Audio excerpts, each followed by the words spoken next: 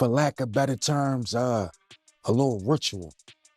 I know he'll always, when he was working on his albums, he would wear Biggie chain. His Cuban with the Jesus piece. Jay rock that. Inside sources say Jay-Z beefs up security and threat that retaliation from Beanie Sigel for dropping him from the label. This was in the newspaper. It's in the paper. It's public record. After everything I've done for you, after always having your back, why wipe me out? After everything I've done for you, you gonna sit there with a life raft and watch me drown? I mean, Mr. Carter has nothing to do with Mr. Combs' case or Mr. Combs. They knew each other professionally for a number of years, just like in all professions. People know each other. At the music awards, they support each other. If you go to the NBA All-Star game, they support each other. That's just how professions work. There is no closer association between any of them. That's also a matter of fiction. That's all that there is. He doesn't know anything about the charge. Beanie Sigel isn't holding back. He's coming straight for Jay-Z, accusing him of turning his back when he needed him the most. And honestly, this isn't the first time Jay's loyalty has been questioned. Remember when Rossi, a fella, was sold to us as a family, all about brotherhood and sticking together? Well, more and more, it seems like Jay's been looking out for himself from the jump. So, what's Beanie mad about now? Let's break it down. Back in the early 2000s, Beanie was one of the biggest stars on RLCA Fella. He rode for the label hard, loyal to a fault. But when he got into legal trouble and ended up serving time, Jay was nowhere to be found. Beanie says he felt abandoned, like he was just tossed aside while Jay kept moving up the ladder to billionaire status.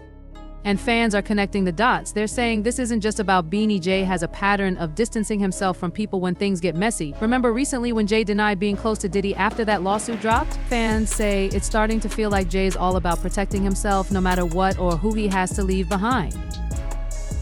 Beanie's here to call it out, and people are paying attention. Stay with us as we dig into the fallout between Beanie and Jay and unpack whether Jay's rise to the top came at the expense of the loyalty he preached. When I stayed in the studio every day for I was driving back and forth from Philly, probably twice a week. I was bringing my bags, underclothes and all that stuff in the bag, in the truck, in the back of the Suburban. I stayed in the studio for 3 weeks straight, you know what I mean, almost a month. A month straight I was in the studio, and that's why I covered the Dynasty album so much, because I was there. And everything Jay was doing, I was right there beside him and I was writing, you know what I'm saying? Let's take it back to the late 90s and early 2000s, a time when Rockefeller Records was dominating the music scene. Jay-Z, Dame Dash, and Kareem Biggs Burke were at the top of their game, building a label that felt unstoppable. Enter Beanie Sigel, a hungry rapper from Philly with raw street energy that Rockefeller was missing.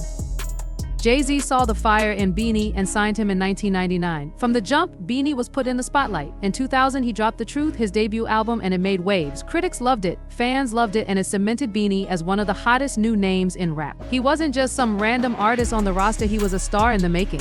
When Beanie Sigel looks back at signing with RLCA Avella in 1999, he says he really thought Jay-Z was the real deal. To him, Jay wasn't just a boss, he was someone who had his back no matter what. Rasa a Fella was the only thing I've ever been a part of that felt real, Beanie said. It felt like it was for me, like it was honest. Coming from South Philly, Beanie's world was nothing like that. Where I'm from, people will smile in your face, pray with you, and then turn around and take your life, he said. That's the kind of place I grew up in. They'll kill you, clean you up, and then do terrible things to your family without a second thought. That's the life I knew. So when Beanie joined Rossi a Fella, it felt different. It was like I finally found something real, he said. It wasn't just about music, it felt like family. And for someone like me, coming from the world I came from, that meant everything. When Beanie Sigel joined Rossi a Fella, he thought he found his people. All they wanted was for me to make music. They had my back, and that's all I ever wanted, just someone to have my back, Beanie said. I wasn't thinking about a career or the business side. For me, it was all about LA Familia. We were a family. In the early 2000s, Beanie wasn't just another rapper on Rossi a Fella's roster, he was a key part of the crew. Alongside big names like Kanye West, Memphis Bleek, and Cam'ron, Beanie was dropping hits and making a name for himself. But he wasn't just making music, he was out in the streets, riding for Rossi a Fella and defending the label's honor. Beanie also brought his own ideas to the table. Remember the State Property clothing line? That was Beanie's brainchild. The State Property movie, another Beanie project. He wasn't just a rapper, he was helping build the Rossi empire in a big way. When Jay-Z signed his new deal with Def Jam, it became clear that Beanie Sigel wasn't on his list of priorities anymore. But things took a really personal turn in 2004 when Beanie's life spiraled into serious trouble. He got hit with federal charges and was staring down the possibility of spending decades in prison. Now let's be real, Beanie was deep in the streets and this wasn't his first brush with the law. I was facing weapons charges and they were trying to give me 20 to 40 years, Beanie said. They offered me a deal minus 18 to 36 years. Of course, I said no. I thought this was America innocent until proven guilty, right? At his lowest point, Beanie thought his RLCA fella family, especially Jay-Z, would step up and support him, but instead, there was silence. Jay didn't show up in court, he didn't visit, he didn't even call. Beanie later admitted that during one of the hardest moments of his life, he felt completely abandoned.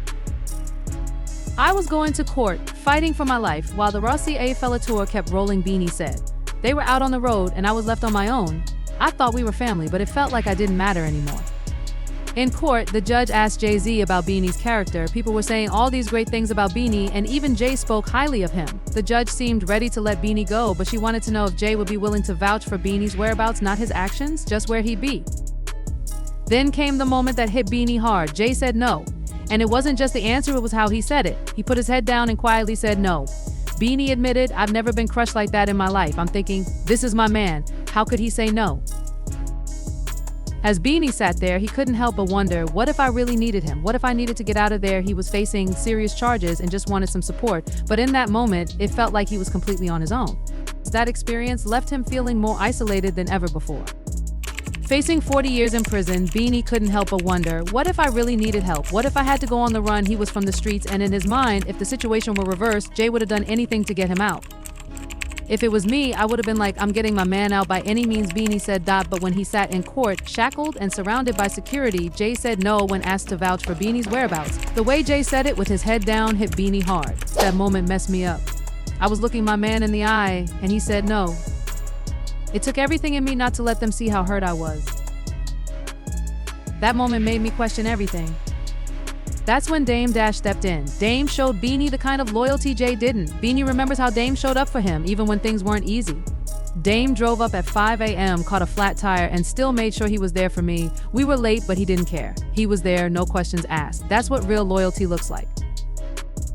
In the end, Beanie realized that while Jay wasn't there when he needed him, Dame stood by him like a true brother, showing that loyalty isn't just about words, it's about actions when it matters the most. Beanie Sigel always believed that the RLCA fella family was real, that they'd have his back no matter what. After all, Jay-Z always said, we are family, but when Jay started focusing on his own career, dropping the Black Album and planning his retirement, Beanie felt completely forgotten. He had fought for Rockefeller through thick and thin, but when he was in need, Jay wasn't there to help. By 2005, things were falling apart. Rockefeller was no longer what it used to be. Jay took over as president of Def Jam, while Dame Dash and Biggs went their separate ways. Beanie was left in limbo with no clear direction. He released his third album, The Be Coming, which he had poured his heart into, all while fighting his legal battles. But it didn't get the support it deserved. Why? Because Jay, now in charge, wasn't giving Beanie the push he once promised. In interviews, Beanie started dropping hints about how he was being left out in the cold. He wasn't getting the same resources or attention that Jay had once given him. For someone who had been loyal to the label and to Jay, it felt like a punch to the gut. It didn't stop there. Beanie later revealed that Jay even blocked him from pursuing other opportunities, keeping him stuck with RLCA fella while his career stalled. For Beanie, it wasn't just about the business, it was about loyalty, and Jay had broken that bond. In 2009, things finally boiled over when Beanie Sigel dropped his diss track, What You Talking About. In this song, Beanie went after Jay-Z, calling him out for being disloyal and selfish. He rapped about how Jay used him for street credibility when it worked for him, but then discarded him when he no longer needed him. Beanie wasn't holding anything back. But here's the big question, did Jay really take things that far? Did he really go after Beanie? Beanie seems to think so. He pointed out that it wasn't just talk, it was all backed up by facts. In an interview, he referenced a story from the Philadelphia Daily News, which was published after the Powerhouse concert. The article claimed that Jay had beefed up security after hearing about Beanie possibly retaliating for being dropped from RLCA fella. Beanie said, before I even got to the building, it was already in the news. It was right there for everyone to see. The article was public, and Beanie made it clear that what he was saying wasn't just speculation, it was real. To him, this wasn't just about a label breaking apart, it felt like a deep personal betrayal. And the aftermath? It wasn't something Beanie was going to let slide. In 2009, Beanie Sigel dropped his diss track What You Talking About and went all in on Jay-Z. He called Jay out for being disloyal, accusing him of using him for street credibility and then dropping him when it wasn't convenient anymore. But Beanie didn't just stop there. He brought receipts. Beanie pointed to a story in the Philadelphia Daily News that claimed Jay had beefed up security after hearing about Beanie potentially retaliating for being dropped from Rockefeller. Beanie even mentioned that Bernard Hopkins, the boxer, confirmed the whole situation. So what really went down? Beanie says he walked into the building and security was acting suspicious, like they were already on high alert. When he and his crew got to the back where the dressing rooms were, they saw Jay's security was already making moves, making sure no one was getting too close. Beanie's crew was ready to talk, but they were quickly moved along. Things got pretty tense between Beanie Sigel and Jay-Z, especially when Beanie showed up at a building and noticed Jay's security was acting like he was a threat. Beanie didn't have the right pass to get through, and when a guard told him to go talk to Jay's people, Beanie wasn't having it. He told them, "I'm not going back there. Big homie doesn't mess with me." Now, when Jay was asked about Beanie's claims, he didn't hold back either. In interviews, Jay pretty much shrugged off Beanie's complaints, saying that Beanie wasn't taking responsibility for his own actions. When asked about Beanie's recent interviews, where Beanie said Jay didn't push him the way 50 Cent was pushed, Jay's reply was straightforward. He pointed out that Beanie was driving 2 Bentleys and had sold 800,000 records at the time, so he didn't really understand why Beanie was still upset about not getting enough support. Jay-Z's take on the situation with Beanie Sigel was all about personal accountability. He made a point that Beanie had everything he could possibly need to succeed: his own record deal, a label, and even a clothing line. But despite all of that, Beanie never reached the kind of success people expected, like going platinum. Jay couldn't understand what more he could have done for him. What else do you need? Jay asks. But if we zoom out for a moment and look at the bigger picture, Beanie's frustrations aren't exactly unique. We've seen similar issues with other artists Jay's worked with, like Dame Dash, Kanye West, and even Memphis Bleak. Most recently, Jay even distanced himself from Diddy after being named in a lawsuit involving one of Diddy's accusers. But let's be real, there are plenty of videos and photos of Jay and Diddy together, so the situation doesn't add up. In one viral clip, Jay-Z and Diddy are all smiles, talking about how close they are, with Diddy even calling Jay extended family. He says, "You've been there for me through my ups and downs. When I get in trouble, you're the one I call. This is my strategist, my brother Brooklyn's own." Sounds like they've got a deep connection, right? But here's where things start to get tricky. In another clip, Diddy drops a bombshell, revealing that Jay actually skipped his daughter Blue Ivy's recital to perform at the Bad Boy 20th anniversary celebration. Diddy says Jay did reach out, but ultimately Jay chose the event, saying it was important. So why would Jay skip such an important moment for Diddy's daughter? And here's the kicker now, Jay-Z is claiming they were never really friends, so what's going on? Diddy recently dropped a bombshell in an interview when he casually mentioned that Jay-Z is the only person who can call him by his real name, Sean. "Nobody else can call me Sean, just my mom and Jay," he said. That's some serious closeness, right? But this isn't the first time Diddy's hinted at how tight he and Jay are. Right before the Cassie lawsuit hit in November 2023, Diddy received a Lifetime Achievement Award from BET, and Jay recorded a heartfelt tribute for him. It almost feels like Diddy was letting everyone know how close they were before everything with Cassie went public. But here's where it gets interesting. Jay actually agreed to record that tribute. With all his connections, it's hard to believe he didn't know what was about to happen with Cassie's lawsuit. So now for him to turn around and say he and Diddy were never really friends, fans are left scratching their heads. If they were so close, how does that even make sense? People are starting to wonder what's really going on behind the scenes. It's like a mystery unfolding, and fans are dying to know the truth. What's the real story between Jay and Diddy? The back and forth is definitely making everyone question the whole situation. Tony Ayo recently jumped into the conversation during a Vlad TV interview, pointing out something pretty interesting. He's saying it's wild how fast Jay-Z is acting like he and Diddy were never close, especially when we can all see they've been tight for years.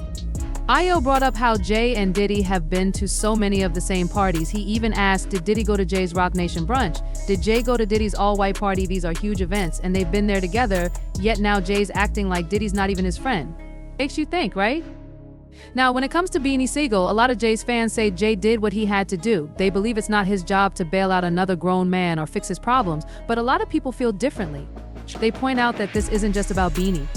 From Big L and Jazzo to Dame Dash and Kanye West, many people have felt betrayed by Jay-Z. They all thought Jay was a real friend, but when it came down to it, they felt used when he moved on without them. Kanye even said once that Jay could be cold and distant. Honestly, looking at all these stories, it's starting to make sense. Let's be real, nobody becomes a billionaire by always being the good guy. Jay's lack of loyalty might make him seem like a snake, but that doesn't necessarily make it illegal. The bigger question is, are people right to call Jay out for his cutthroat moves?